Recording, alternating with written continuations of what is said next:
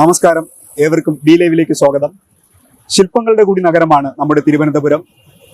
സാംസ്കാരിക നായകന്മാരുടെയും സാമൂഹിക പ്രവർത്തകരുടെയും കവികളുടെയും എല്ലാം ശില്പം നമുക്ക് നഗരത്തിലാകമാനം കാണാം. ശില്പപ്പെരുമ മൂലം സെക്രട്ടേറിയറ്റ് പരിസരത്തിന് സ്റ്റാച്ചു എന്ന പേരും ചാർത്തിക്കിട്ടി.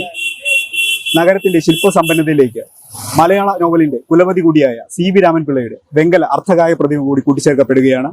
തിരുവനന്തപുരം നഗരത്തിന്റെ നിത്യഹരിത മനോഹാരിതയ്ക്ക് എന്നും കൂടെ ചേർത്ത് കാണാവുന്നതാണ് നഗരത്തിന്റെ ശില്പപ്പെരുമയും.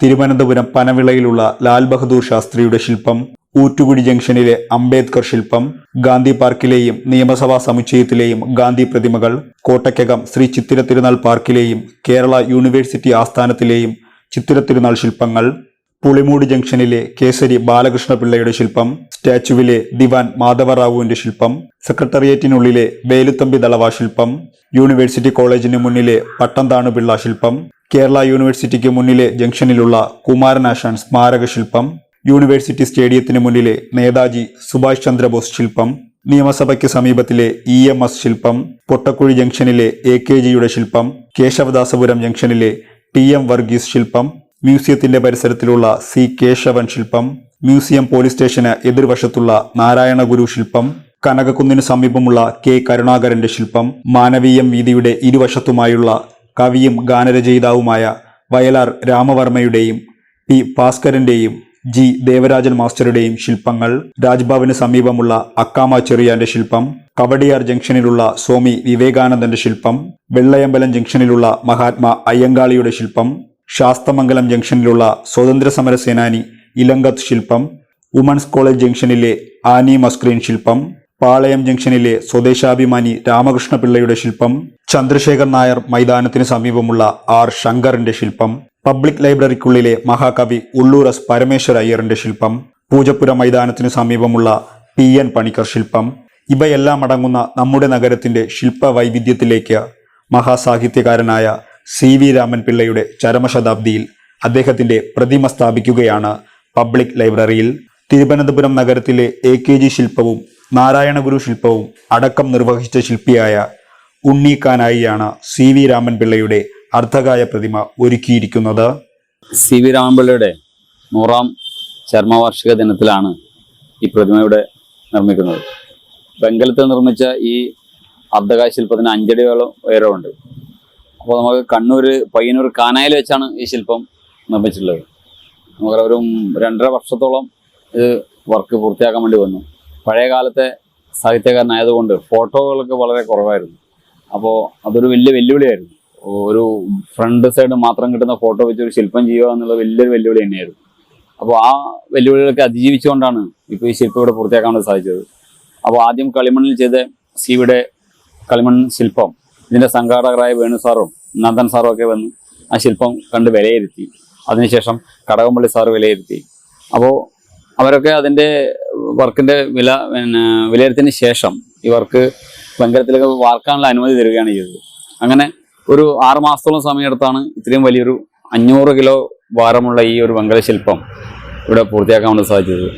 അപ്പോൾ അതിനിപ്പോൾ നമുക്കറിയാം പഴയ ഒരു വെങ്കല നിറമാണ് ഇപ്പോൾ നൽകിയിരിക്കുന്നത്.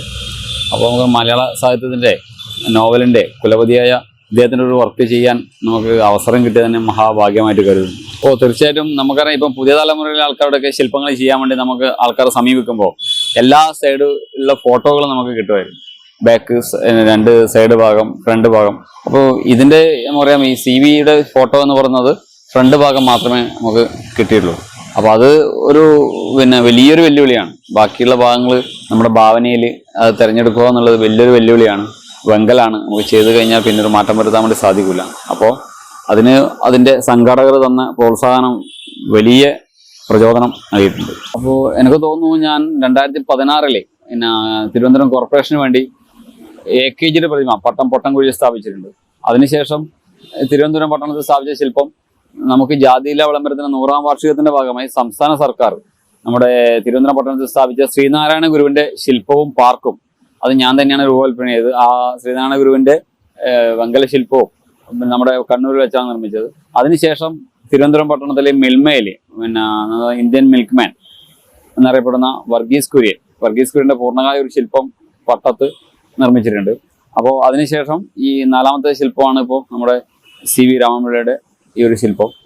അങ്ങനെ മറ്റ് ഒരുപാട് മഹാന്മാരുടെ ശില്പങ്ങൾ കേരളത്തിൽ അങ്ങോളം ഇങ്ങോളം ചെയ്തിട്ടുണ്ട്.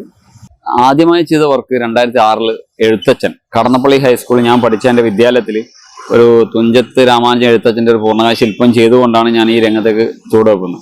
അതിനുശേഷം ലീഡർ കരുണാകരൻ തൃശ്ശൂർ കോർപ്പറേഷൻ വേണ്ടി ചെയ്തു. അതിനുശേഷം CH കണാരൻ, രവീന്ദ്രനാഥ് ടാഗോർ, വൈക്കം മുഹമ്മദ് ബഷീർ, അതുപോലെ സുഭാഷ് ചന്ദ്രബോസ്, പിന്നെ അങ്ങനെ ചെകുവേര, 25ഓളം ഗാന്ധി ശില്പങ്ങൾ. കേരളത്തിലെ ഏറ്റവും വലിയ വെങ്കല ശില്പം ഗാന്ധിയുടെ കാസർഗോഡ് കളക്ടറേറ്റിൽ 12 അടി വലുപ്പത്തിൽ ചെയ്തിട്ടുണ്ട്. അപ്പോൾ കേരളത്തിലെ ഏറ്റവും വലിയ AKG ശില്പം ഇന്നലെയാണ് എൻ്റെ നാട്ടിൽ AKG വായനശാലയിൽ അനാച്ഛാദനം ചെയ്തത്. അപ്പോൾ എനിക്ക് തോന്നുന്നു പിന്നെ ഒരുപാട് മഹാന്മാരുടെ ശില്പങ്ങൾ ചെയ്തിട്ടുണ്ട്.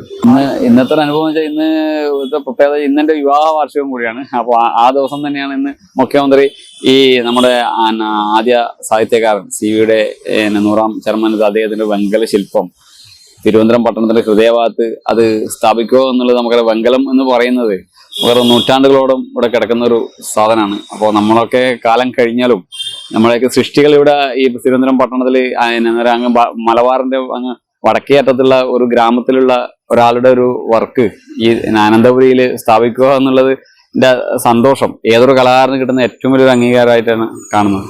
ഒരുപാട് കാലം കഴിഞ്ഞാണെങ്കിലും മലയാള സാഹിത്യത്തിന് മാർത്താണ്ഡവർമ്മയും ധർമ്മരാജയും ഒക്കെ സമ്മാനിച്ച വലിയ എഴുത്തുകാരന് പ്രതിമ അനാച്ഛാദനം ചെയ്യുന്നതിലൂടെ അനശ്വരമായ ആദരമൊരുക്കുകയാണ് നമ്മുടെ നഗരം. നന്ദി, നമസ്കാരം.